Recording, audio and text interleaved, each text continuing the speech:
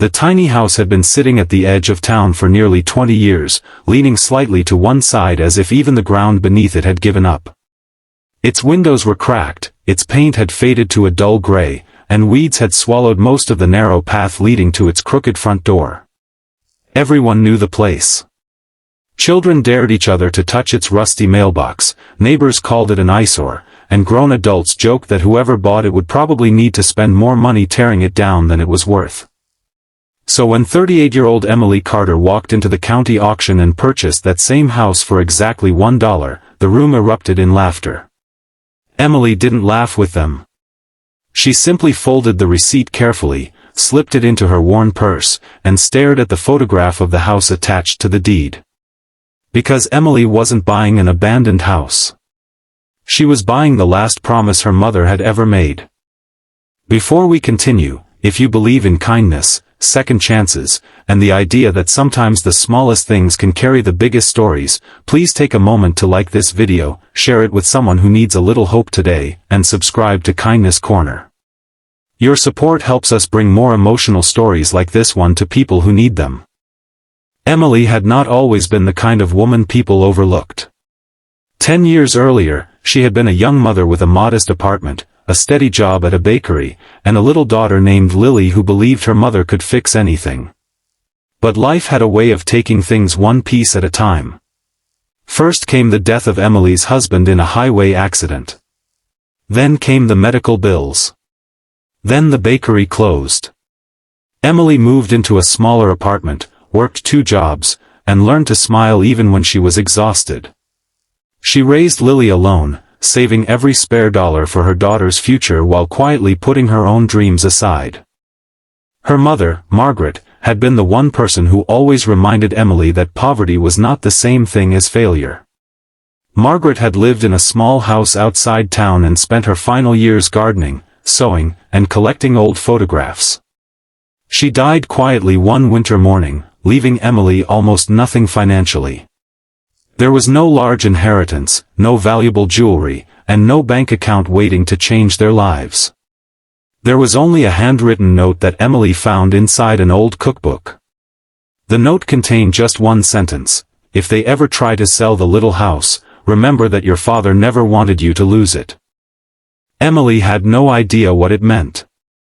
Her father had died when she was a child, and Margaret had rarely spoken about him. Emily remembered only fragments: her father's rough hands, the smell of sawdust on his jacket, and the way he used to take her outside at night to show her the stars. When Emily asked her mother about the note, Margaret was already too weak to explain. She simply squeezed Emily's hand and whispered that some promises were meant to be kept even when they became difficult. After Margaret's funeral, Emily tried to forget about the little house. But months later, while going through county property records, she discovered that the house was being auctioned for unpaid taxes. The original owner listed on the old documents was her father. Emily stared at the record for a long time. She didn't have enough money to buy a normal home. She barely had enough to keep up with rent and Lily's school expenses. But the auction required only a small registration fee, and the property had been abandoned for years. When the auctioneer announced that nobody had offered anything, Emily raised her hand. The auctioneer looked surprised and asked for a starting bid. Emily quietly said $1. Nobody else wanted the house. The auctioneer accepted. That was when the laughter began. People whispered that she was crazy. One man joked that he wouldn't take the property even if someone paid him. Another said Emily had finally lost her mind after years of struggling. A woman sitting behind her laughed and told her that she had just purchased a pile of rotten wood. Emily said nothing. She knew what they didn't know. Her mother had been afraid of that house. Not because it was haunted. Because of what was inside. The first afternoon Emily returned to the property, the wind pushed dry leaves across the porch. She stood in front of the door with Lily beside her. The little girl was older now, nearly 12, and she had inherited her grandmother's curiosity. Emily unlocked the door, and the smell of dust, mold, and old wood filled the air. Inside, everything looked frozen in time.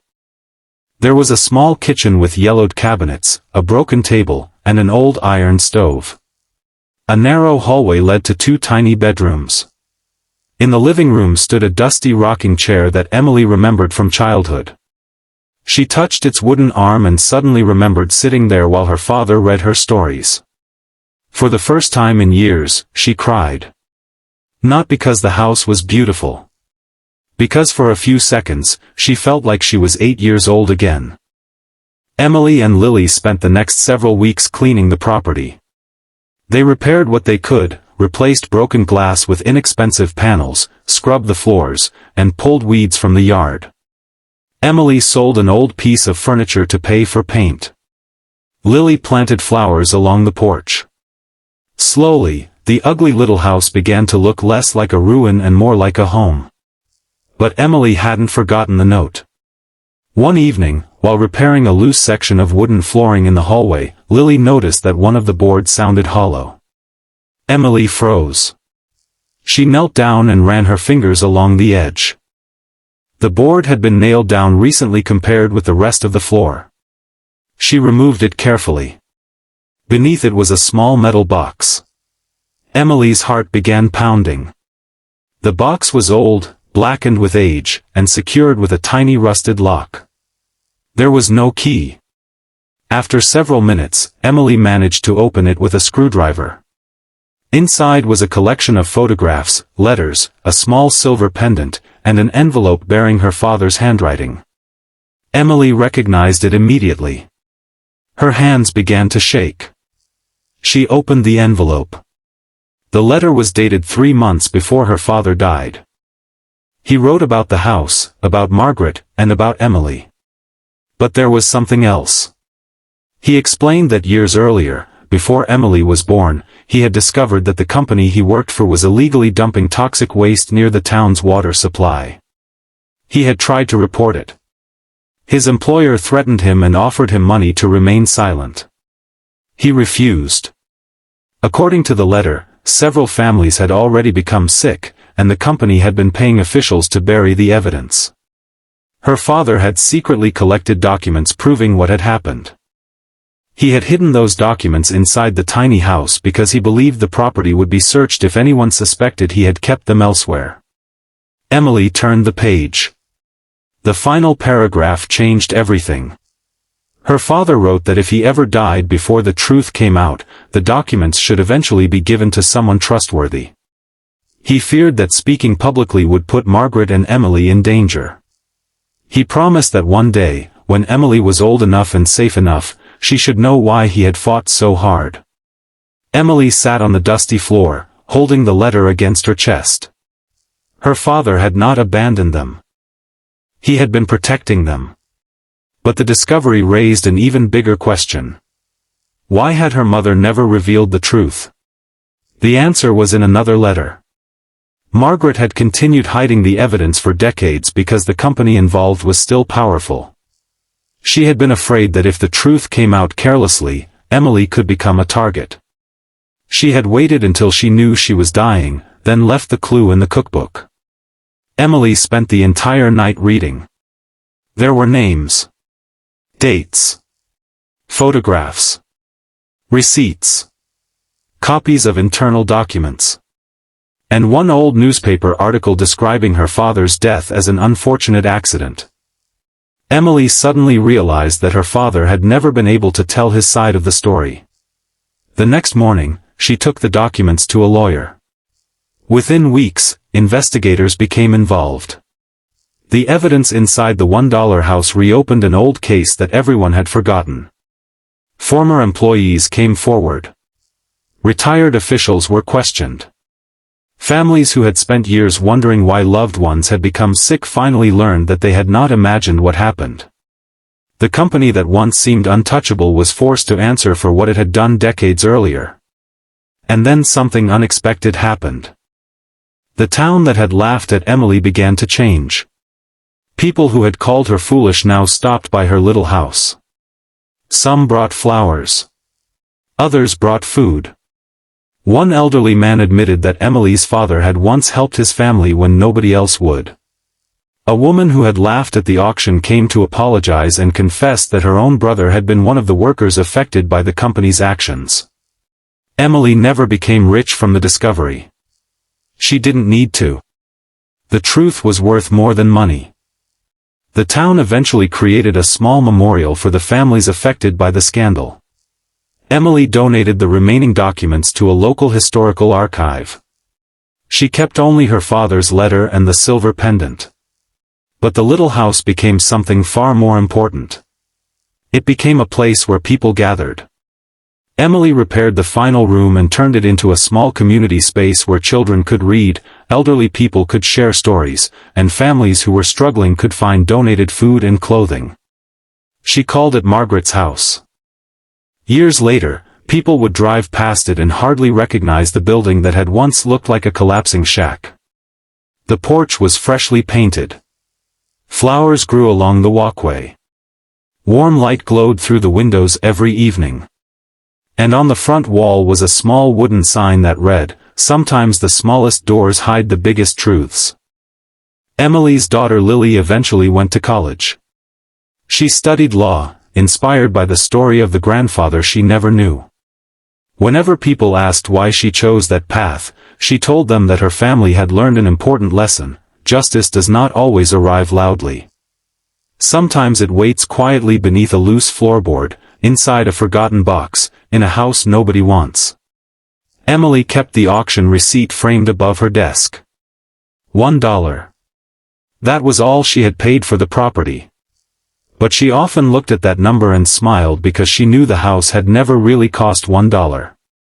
It had cost courage. It had cost years of uncertainty. It had cost her mother decades of silence. And most of all, it had carried a priceless truth that had waited patiently for someone brave enough to uncover it. The people who laughed at Emily thought she had bought a worthless little house. They were wrong. She had bought a piece of her family's history. She had rescued her father's name. She had given her mother a chance to finally tell the truth. And she had transformed a forgotten building into a place where broken people could find a second chance. Sometimes life looks at us like that tiny house looked to everyone else, damaged, forgotten, and completely without value. People may laugh when they see what we're trying to build. They may tell us we're wasting our time. They may judge our choices without knowing the story behind them. But they don't see what is hidden inside. They don't see the memories. They don't see the sacrifices. They don't see the dreams we are protecting. And they certainly don't see the strength it took to keep going when nobody believed in us. If this story touched your heart, please take a moment to like the video, share it with someone who needs hope, and subscribe to Kindness Corner. Your support means more than you know, and it allows stories of courage, kindness, and second chances to reach someone who may desperately need to hear them. And before we reach the end, I have one special request for you. If you believe that every person deserves a second chance, comment the words, "Never give up," below. Let Emily's story remind us that sometimes the thing everyone else considers worthless may be the very thing that changes everything. Because Emily didn't become a hero by buying a tiny house for $1. She became a hero by refusing to believe that something forgotten was something worthless. And perhaps that is the truth we all need to remember. A person can be broken without being defeated. A dream can be delayed without being destroyed. And a tiny door can hide an enormous story. Sometimes, all it takes is one brave person willing to open it.